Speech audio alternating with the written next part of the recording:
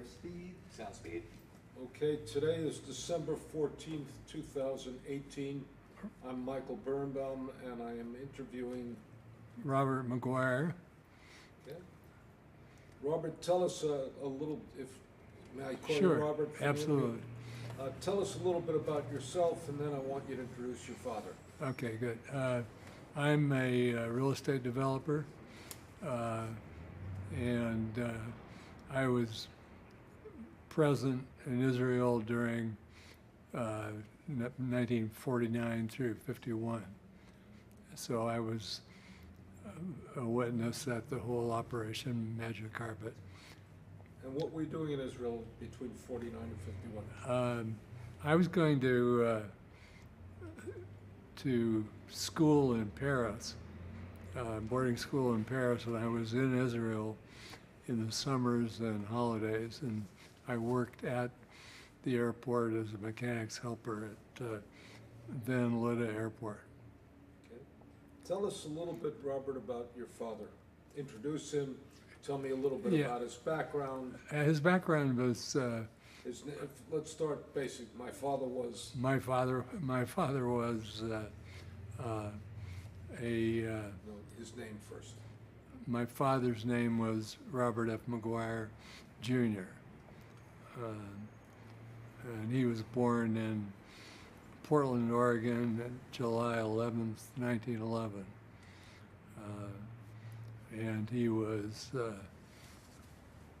a very resourceful, innovative guy who was literate. He was a superb athlete playing football and so on, but he also went to Reed College in Portland and the University of Oregon. So he was a literate guy. And where did he become a pilot? He learned to fly before the war, and then when the Second World War started, he was an aviation cadet and went through the Air Force various schools. And where was he stationed during the war? He was primarily in the Far East. He was in the Air Force, and when the war ended, he ran an airline that ultimately was merged into Philippine Airlines, and that's how he started the whole operation. So he stayed in the Far East, or he was stationed in the States? Well, he was in the Far East, and he was in Manila when the war ended, and he stayed on and started up an airline called Near East Air Transport, which was later acquired by Philippine Airlines, but flew throughout the Far East. And where were you born? Portland, Oregon. And then I was,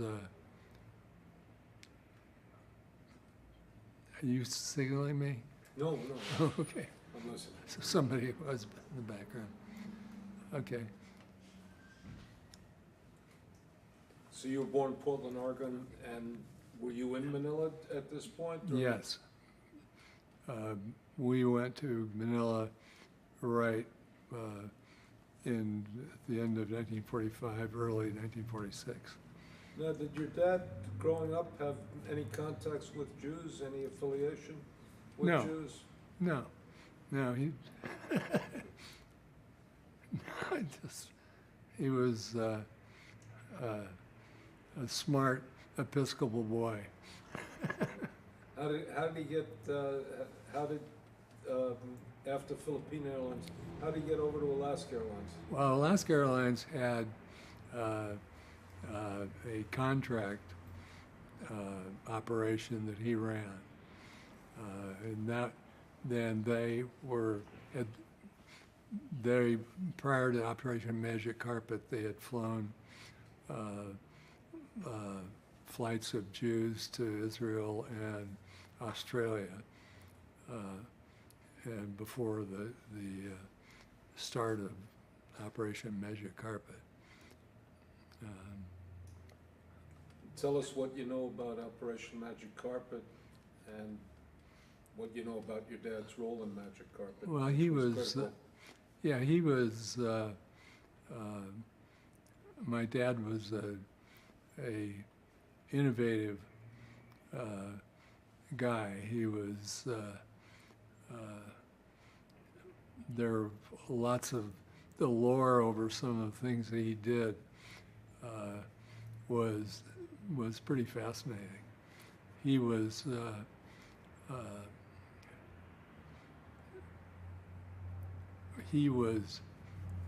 involved in when he started Operation Magic Carpet.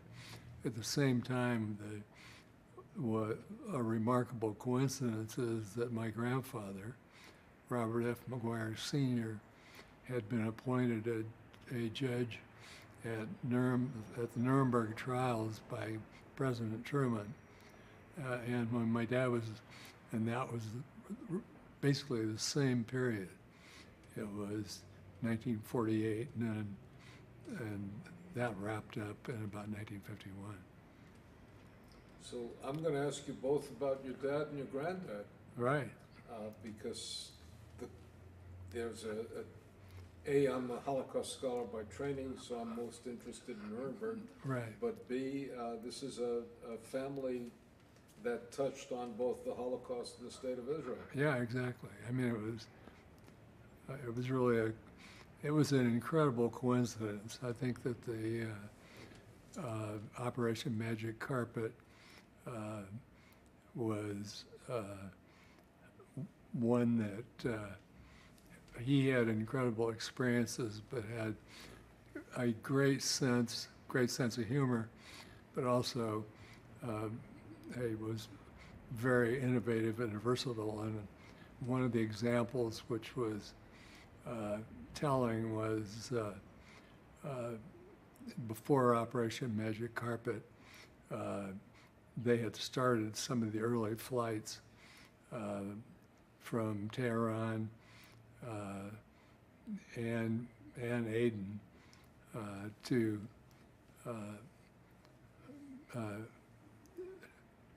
Israel, and he had one incident which I really enjoyed, which was he was trying to get there were, I think, about 200 Jews in Tin Sen, and my dad had gotten the permission of the Chinese communist to take those the 200 people out of communist China, and the communists would release them, but they wouldn't let my dad fly an airplane into Tin Sen to pick them up. So he chartered a 4-stacker riverboat and took it up the Yangtze, picked up these passengers and brought them back through the enemy lines, because that was the Chinese communists were taking over China. And so he chartered this 4-stacker, picked them up, brought them back down through enemy lines with Chinese nationalists against the Chinese communists, picked them up, brought them back down to Hong Kong, and then picked them up and flew them into Israel. Tell us if you know,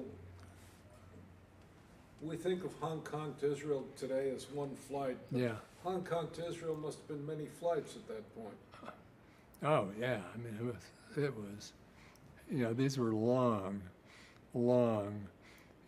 great airplanes, but slow, and lots of range. I mean,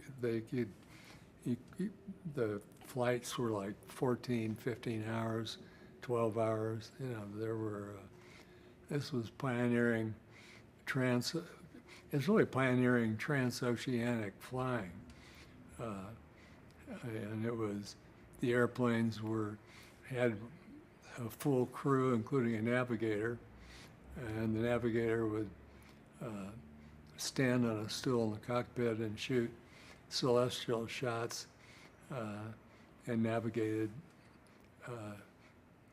with celestial navigation. My dad always checked, and if a navigator shot the stars, my dad would always get up and stand on this stool, and there was an astrodome that they would shoot the stars with, and so he would always check he'd check the navigators.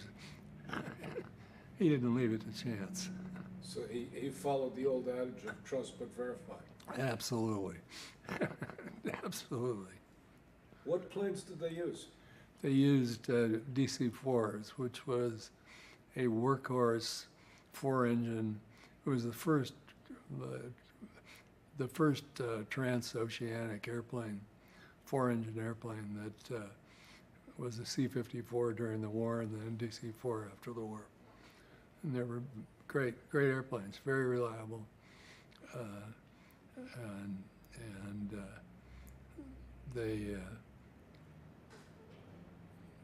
they put them through some, surprising. I mean, it was a surprising operation because Alaska Airlines had a contract to fly Jews into Israel, which they did, and then my dad basically took over and started as Alaska Airlines departed. My dad took over and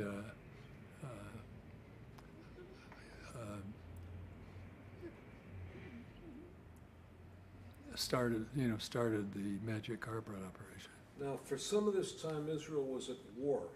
Yeah. So how did they fly in? Because well, some of it is landlocked, and some airspace was close to them. It was very spooky, and because it started in 1948, and at that point, the flights would go from Aden, and the Yemenite Jews had 50,000 people, if you can imagine it, walked across the desert and into Israel, and they were, in their minds, simply following what had been described in the scriptures, that they would be born on the wings of angels into the Holy Land. And so everybody was aware of that this was out of the scriptures. These people had walked 1,000 miles into Aden, which was a British protectorate, and the British had a refugee camp in Aden, but it was limited in scope, and they had all, there was a lot of people walking across the desert into Aden, where my dad would pick him up and fly into Israel. Now, was your dad a religious man? Did he know scripture, or did he have a sense of adventure? Well, he certainly had a sense of adventure, but he also was. There was kind of a charming sense of coming together, because everybody was aware that these people coming out of the desert were there because they believed they were going to be, flown to Israel on a band of On the wings of angels. Literally on the wings of angels. They had never seen an airplane. That they had never seen an airplane. I mean, that was an incredible thing to see. This camp outside of Aden, and was it was really an incredible coincidence. And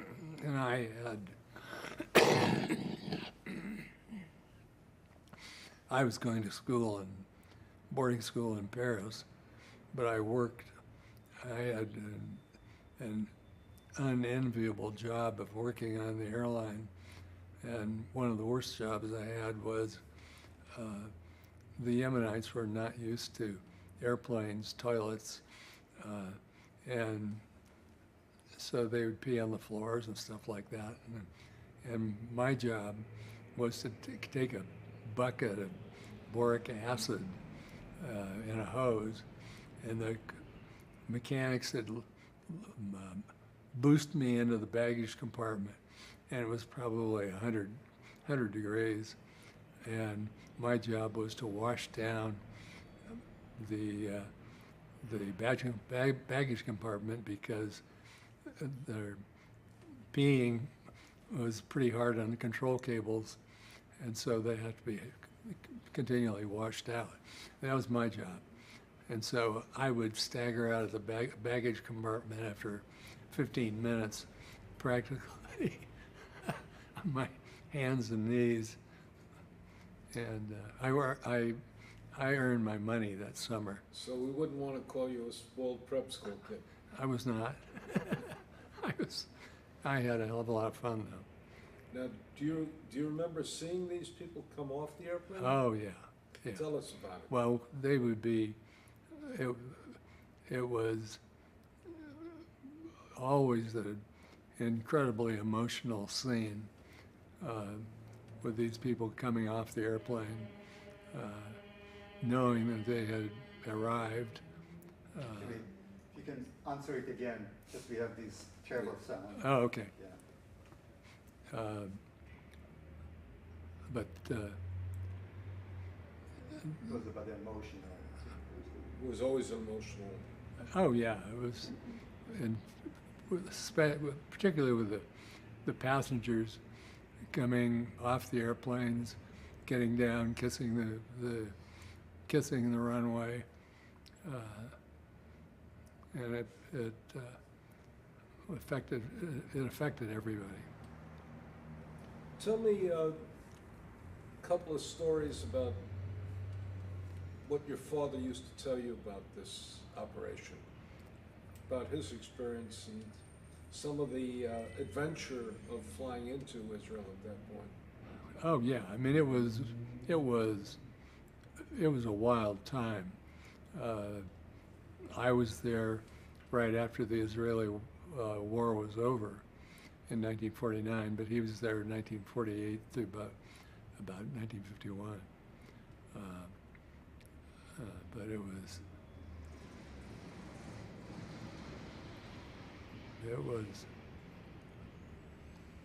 it was memorable. Do you remember any stories from your grandfather as his time as a judge? Yeah, he was. First of all, he was trained he was a lawyer and He a was judge a- in the United States? Yeah, he was a prominent lawyer in Portland, Oregon, and was picked by President Truman as a judge at Nuremberg, and he presided over the ministry's trials, which was really the biggest single operation in Nuremberg in terms of the number of people prosecuted and so on. but he was a character in his own right. Tell us a little bit about him as well. He was a well-known lawyer, and was very independent-minded guy, and he was out to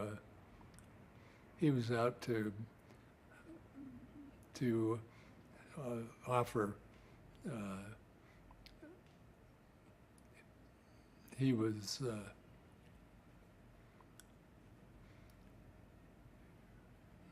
let's see, where was I? How did President Truman get to him? Do you know? I don't know. He was a well-known lawyer in the country and very prominent in the American Bar Association and so on. So he was. So he was a natural. He was not, but he had not been a judge. No. He was. And what did he tell you about his service at Nuremberg? He found it immensely fulfilling. He was disappointed with the results because the Cold War was going and the attention was not so much. It was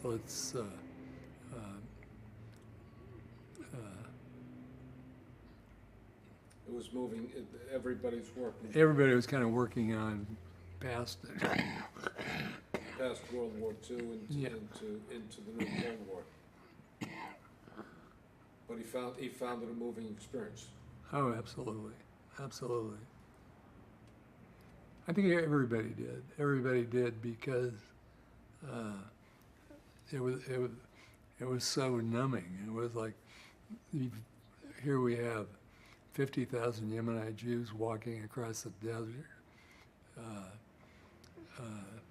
into a British settlement camp in Aden,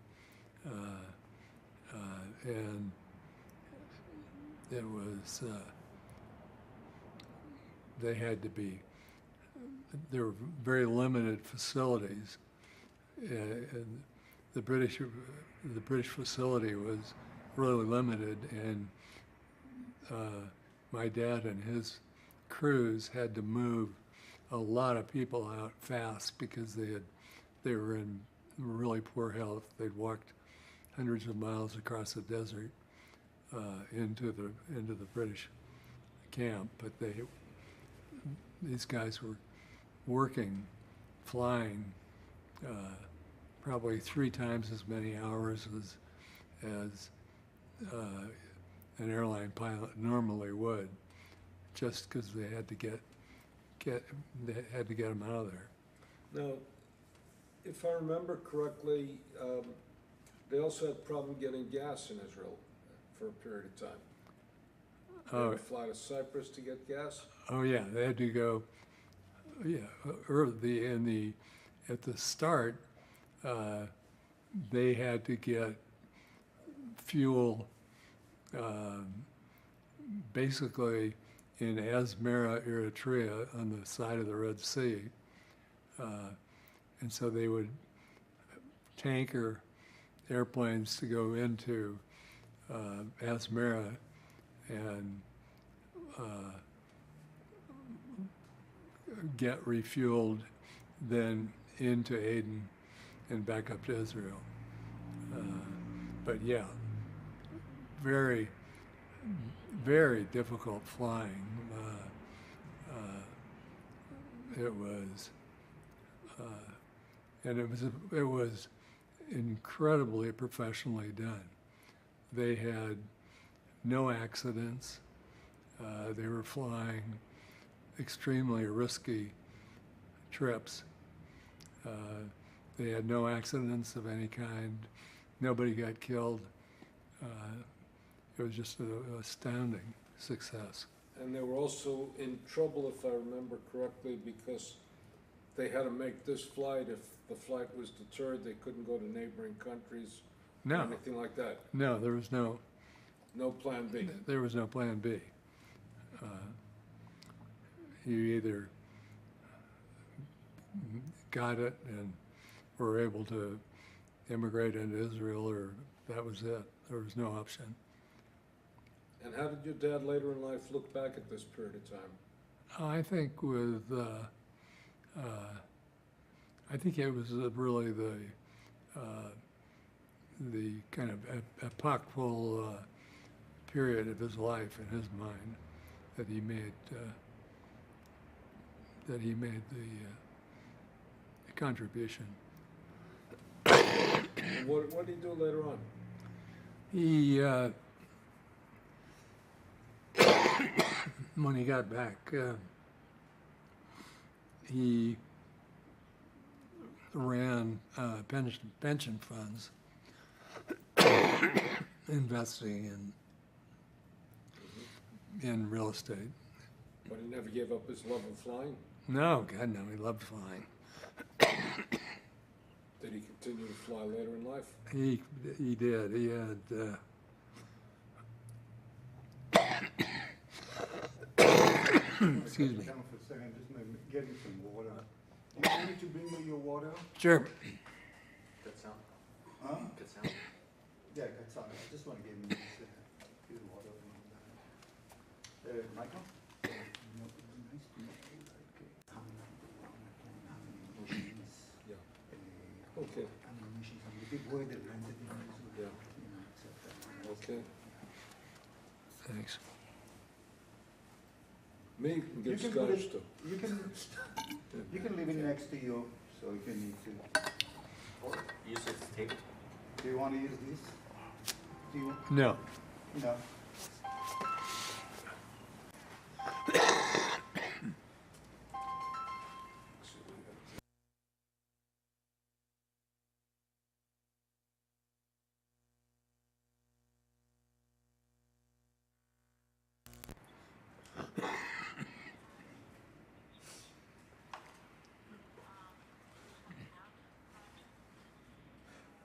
Get the sound device. I'm sorry? The sound device. Yeah. Oh, actually, Get the sound device. no, I'm gonna get, yeah, well, I have to as a preamp, but I'm gonna get the whole recorder this But year. I'm saying the sound device to that's what we call it. Mm-hmm. And a mixer. The 302, no, not the 302. It has the 302 mixer to a recorder, but we have a new one. Yeah. Mix Pre 6. Oh, It's a okay. recorder. Yeah. and mixer, yeah. Right. That's on my list. Yeah, that's really good to have because it's just a very, it's a manual, so a lot of options to come up with. And also the tools that are you like the Trotex here, so you get this one cable to audio, to, Yeah, that's what I want. No, that's this year, this next year's. Yeah, I'll get you. Yeah, that's on my list. Yeah. There's also obviously you have the cable. Yeah, no, this thing is heavy on my back. No, it's just a lot of stuff. It is a lot of stuff. And that, the other, the Mix Yeah. Pre 6 is like this small, it's a little bit bigger than this. It just came out, I think, last year. I mean, 2018. Yeah, yeah. So it's like, So you say all the stuff, right? yeah. So this thing you should just watch it because it's a long. I got it. Okay. I'll deal with it on Monday and first thing, okay? Shabbat shalom, bye-bye. Do you want to turn it completely off? Let me turn it off, that shouldn't have been on at all.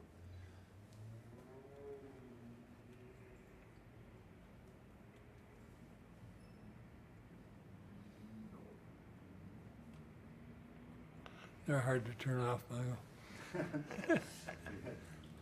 I gave yours to Steve. He's going to take care of it. Okay. Yeah. Okay.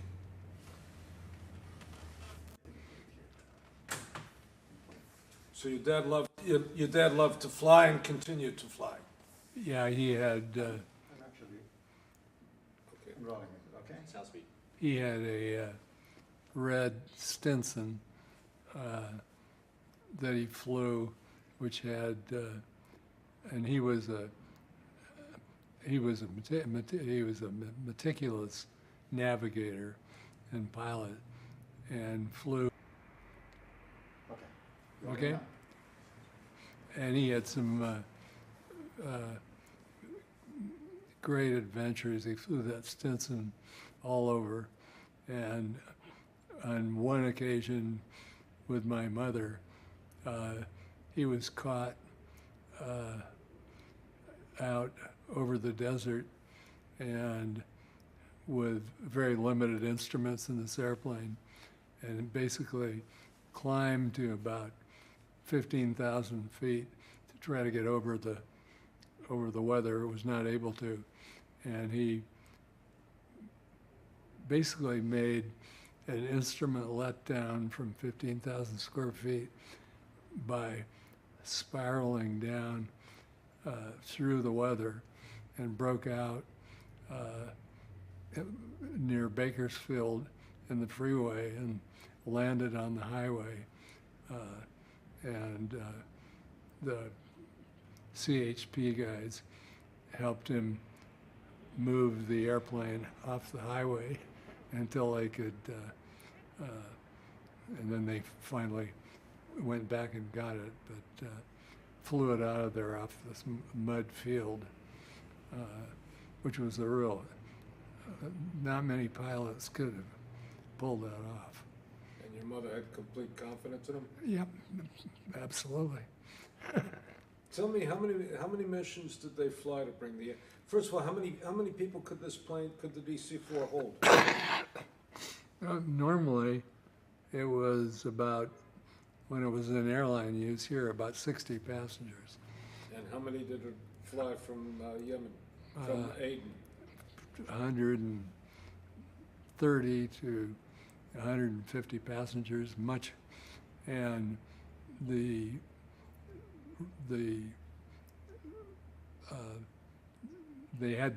had to move these people out, and so the typical flights were probably 130 to 150 passengers, and they were very they were in poor health. They had been through this arduous march. They didn't weigh a lot then. They didn't weigh much, and so the airplanes were not. There were more passengers put on a DC-4 than anybody. It was absolutely the most successful airlift. They flew more passengers than the Berlin airlift, and with no, just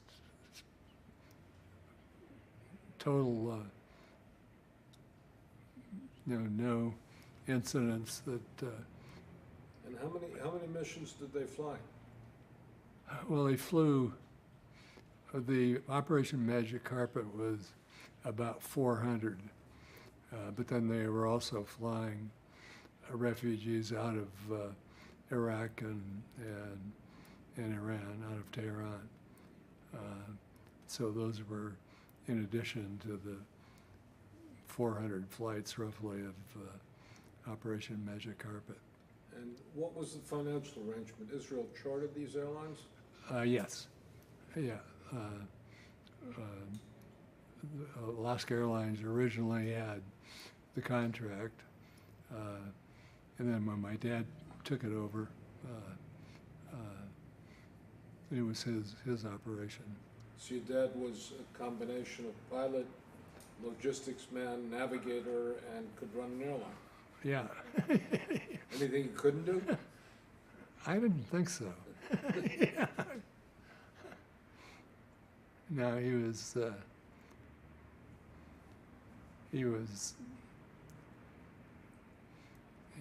a very unique guy, and thoroughly enjoyed what he was doing. He was. Now, did he go back to Israel afterwards? A couple times, yeah. And he was a favorite of Ben Gurion, who called him the Irish Moses. And so they were close, and he was thought a lot of my dad. And where did your mother live during this period of time? She lived in Israel as well? Yes. Yeah, and then subsequently we came back to this country and we're in New York, and then ultimately out to LA. And what do you think the legacy of your dad is? I think it was, Though I guess if we said if Ben Gurion called him the Irish Moses, that's not a bad legacy. no, not at all. He was very well known in Israel, and was close to Ben Gurion and Golda Meir. So he was right in the thick of it. Now, if you were to tell me what his favorite story would have been of this era, I mean, you must have thought of him as quite a giant in terms of, you know, my dad's saving all these people, my dad's flying all over the place, my dad, you know, been in a war and all of this. What would his favorite story have been? I think his favorite was my dad was flying all these trips, so he was flying probably three times the number of hours a month that a normal airline pilot would fly. So he was flying the routes, and his favorite story was that they had left Aden, and a fuel cap was loose, and a fuel cap is not a good thing to have loose because it's on top of the wing, and the airfoil over the wing was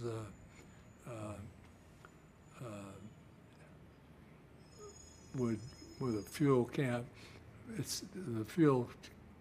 It basically started sucking the fuel out of one of the main tanks, and when they noticed it, they went, "Holy shit, we have a main tank that's completely empty." And then they could see that the fuel was just being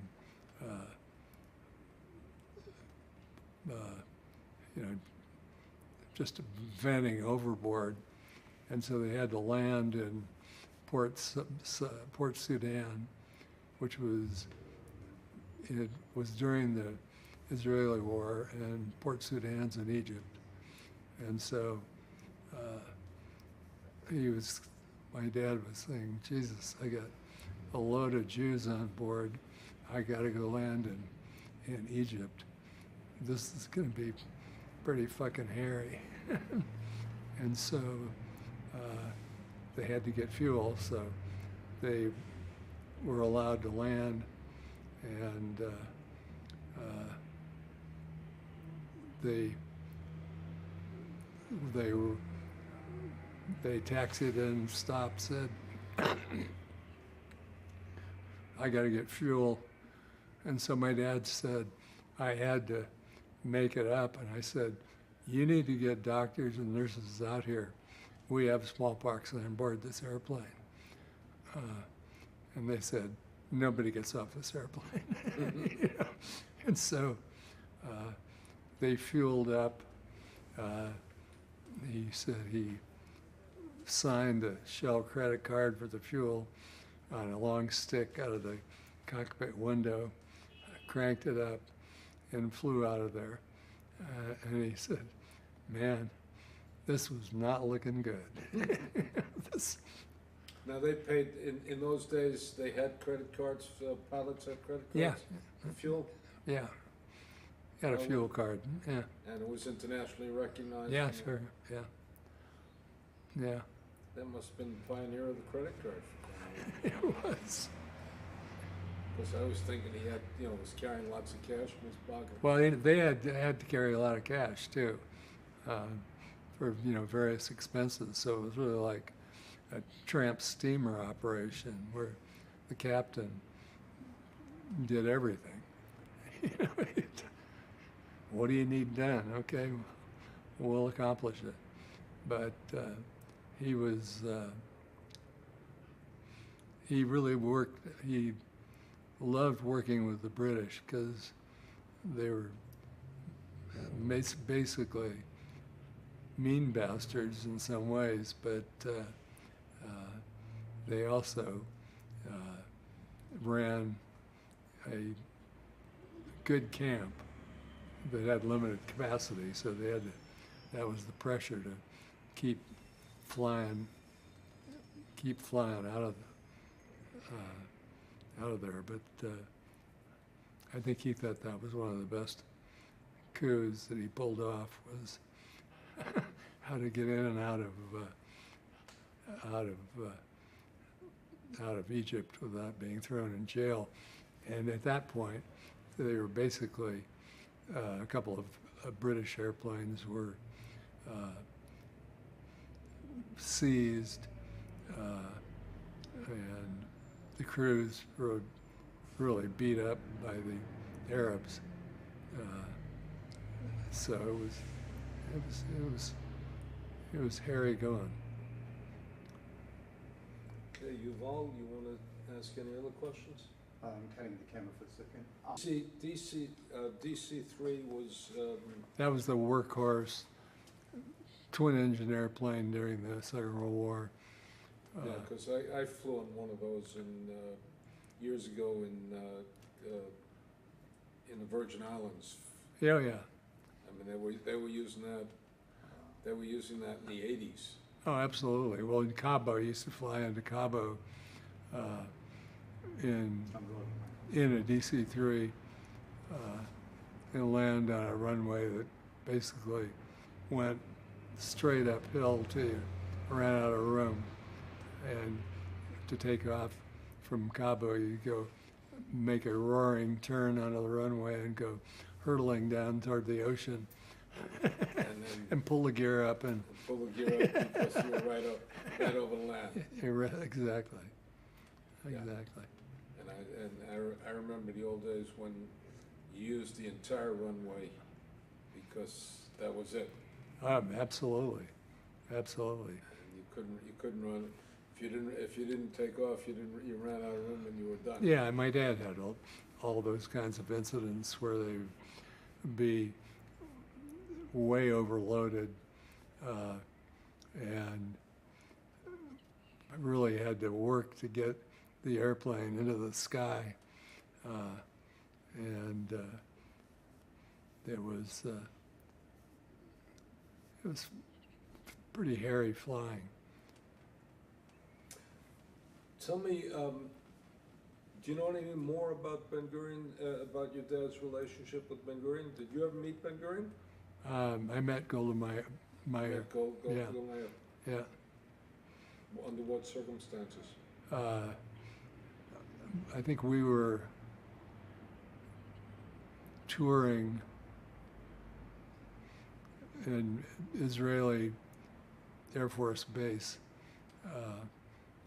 and she was there, and it was all Israeli Air Force pilots and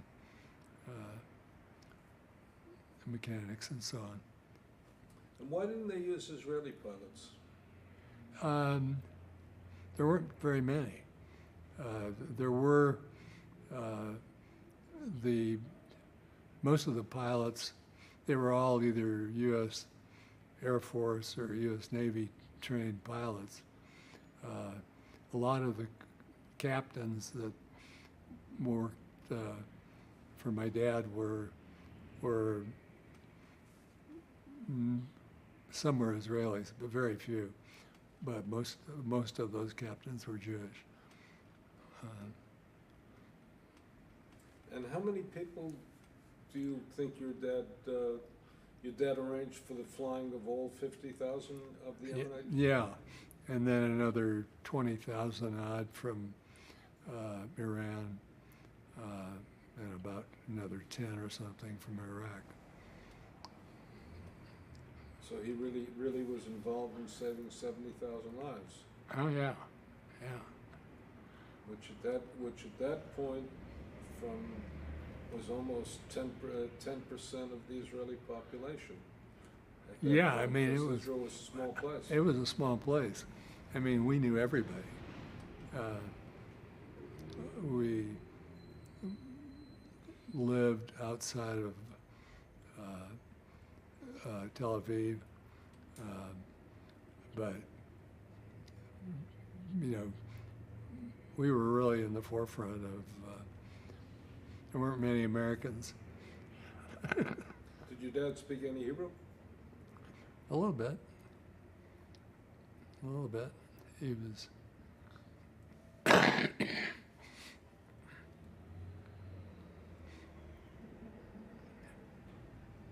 did you speak any Hebrew, or just enough to cool me off after I come out of a 100-degree Yeah, exactly. cabin? Yeah, it's kind of a smattering. I was out at, then Lita Airport. Well, describe for us for a couple of seconds. An audience listening to this interview today thinks of Ben Gurion Airport and its massiveness with its multi-hangars. Right. What was Lita Airport like? Man, it was nothing. It had been a British Air Force base during the war, but there was nothing there. All of the maintenance on all these airplanes was done outside, and it was pretty tough. And how many hangars did it have, or didn't There it have? there were no hangars. How many gates? No gates. And they pulled up a ramp to the plane? Absolutely. And absolutely, it was all out in the open. Maintenance, changing engines, outside. And they didn't have many parts, so they had to improvise? Yeah, they had to make, if they didn't have it, they had to make it. So they were a very skilled group of mechanics, and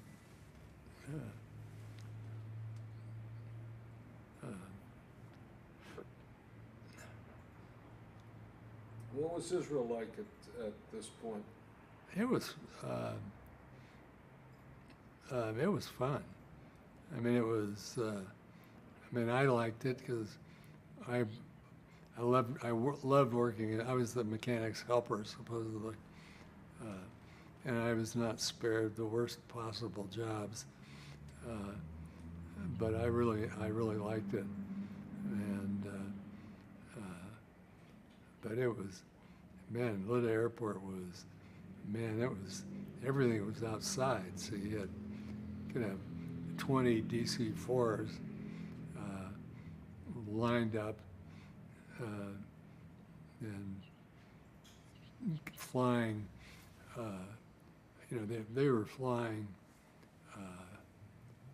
tremendous hours just because of the pressure of getting people out of Aden. But they were flying 3 times the number of hours a typical airline pilot would fly here. And did your dad say the Israelis paid their bills on time? Yeah, no, yeah, they did. Because Israel in those days was a poor country. Yeah. But it was so small. I mean, my dad could call up anybody in the government and drop over to see him, or it was a very intimate time in Israel. Anything else you want to share with us about this period of time that I haven't asked? I think it was a period that, at least in our family, that had so many things going on that were interrelated. My grandfather presiding over the ministry's trial in Nuremberg at the same time that my dad was flying Operation Magic Carpet into Israel. So Did your dad get over to Germany during this period of time? I think once.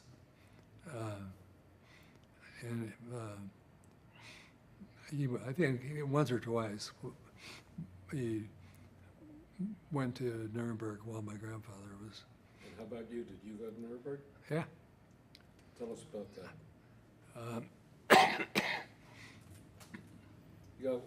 I mean, it's an incredible story. You got one grandfather's presiding over the Nuremberg trials. It is. And your father's presiding over a magic operation. Exactly. So. And you're suffering with no food in Paris and terrible food, right? But you're ending up visiting both places. Tell us about Nuremberg.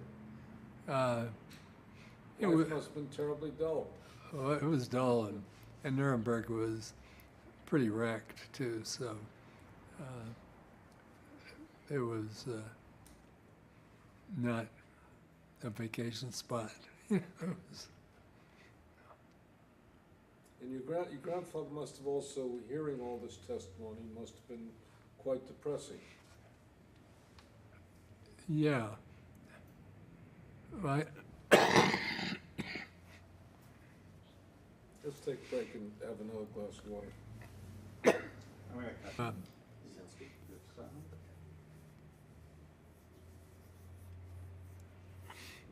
Actually, hold on 1 second. Okay, here. Sounds sweet. Yeah, it had. Hold on. Let's just wait for the phone. Good. Okay, we're good. Okay.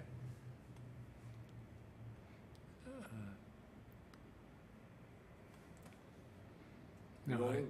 Yeah. we're good. yeah. No, I think it had an extraordinary impact on all of us. And Peter Maguire, my oldest son, is a real scholar of relationship with Israel and Operation Magic Carpet. He got his doctorate at Columbia, working with Telford Taylor and Robert Jackson. So.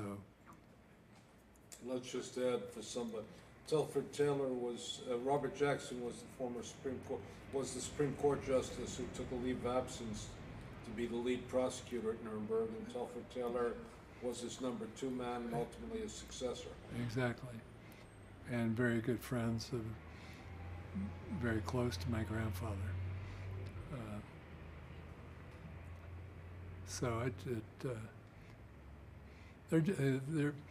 there were just these incredible coincidences of this group of Yemenite Jews trekking across the desert and knew that basically that they were going to be delivered through the wings of angels into the Holy. Okay. Just incredible. Anything we haven't touched on that you'd like to share? No, I think we've. This has been really terrific, and we're very grateful to you. Well, Thank you it's very much. a pleasure to meet with you guys. Thank you. Thank you.